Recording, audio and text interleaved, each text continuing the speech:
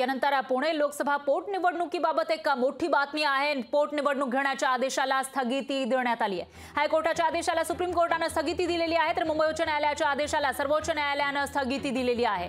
पुणे लोकसभा पोटनिवडणूक घेण्याच्या आदेशाला स्थगिती दिल्याची माहिती आहे। तर पुणे लोकसभा पोटनिवडणूक घेण्याचे निवडणूक आयोगाला मुंबई उच्च न्यायालयाने आदेश दिलेले होते काही दिवसांपूर्वी, आणि याच आदेशाला निवडणूक आयोगाकडून सर्वोच्च न्यायालयामध्ये आव्हान देण्यात आलं होतं। आणि यावरच आज सर्वोच्च न्यायालयामध्ये झालेल्या सुनावणीमध्ये पुणे लोकसभा घेण्यावर स्थगिती देण्यात आलेली आहे। तर आताची सगळ्यात मोठी आणि महत्त्वाची बातमी, पुणे लोकसभेची पोटनिवडणूक का घेतलेली नाही असा सवाल हायकोर्टाने केला होता, आणि त्याचबरोबर लवकरात लवकर पोटनिवडणूक घ्या असे आदेशही दिलेले होते, पण त्या आदेशांवर आव्हान देण्यात आलं होतं निवडणूक आयोगाकडून सुप्रीम कोर्टामध्ये, आणि त्यानुसार सुप्रीम कोर्टाने हायकोर्टाचा जो निकाल होता त्याला स्थगिती दिल्याची माहिती समोर येते। त्यानुसार आता पुणे लोकसभा निवडणुकीला पोटनिवडणूक जी आहे इथलं पद रिक्त आहे मागील बऱ्याच महिन्यांपासून, तिथे आता पोटनिवडणूक होणार नाही अशीच स्थिती आहे।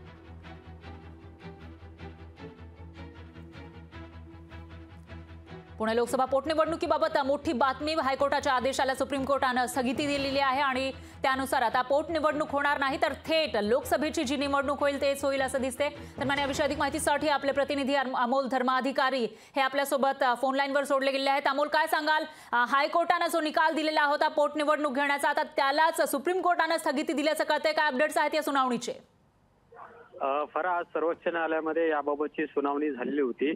याआधी मुंबई उच्च न्यायालयाने निवडणूक आयोगाला पुणे लोकसभेची पोटनिवडणूक घ्या अशा प्रकारचे आदेश दिलेले होते, आणि याच आदेशाला आव्हान देत निवडणूक आयोगाकडून ही याचिका दाखल करण्यात आलेली होती, आणि त्या याचिकेची सुनावणी आज सर्वोच्च न्यायालयात झाल्यानंतर आता सर्वोच्च न्यायालयाने मात्र पुणे लोकसभा पोटनिवडणूक घेण्याच्या आदेशाला स्थगिती दिलेली आहे, आणि त्यामुळे आता पुणे लोकसभेची पोटनिवडणूक होण्याची शक्यता पूर्णपणे मावळलेली आहे, आणि त्यामुळे ज्यावेळेस सार्वत्रिक लोकसभेच्या निवडणुकीची घोषणा होईल त्यावेळेसच आता पुण्याची लोकसभा सुद्धा घेतली जाणार आहे, आणि त्यामुळे निवडणूक आयोगाने जी याचिका दाखल केलेली होती त्याला स्थगिती आता दिलेली आहे। जे याचिकाकर्ते आहेत त्यांचं असं म्हणणं आहे की आता जरी निवडणूक आयोगाच्या निर्णयाला स्थगिती दिली असली तरी मात्र अन्य काही गोष्टी आहेत त्याच्यावरती मात्र निवडणूक आयोगाला सर्वोच्च न्यायालयाने चपराक दिलेली आहे, आणि त्यामुळे आता ही लोकसभेची पोटनिवडणूक होणार नाहीये। मात्र सार्वत्रिक निवडणुका लोकसभेच्या ज्यावेळेस घोषित होतील त्यावेळेस मात्र पुण्याची लोकसभा निवडणूक होणार आहे। निश्चितच अमोल, धन्यवाद तुम्ही दिलेल्या या सविस्तर माहितीसाठी।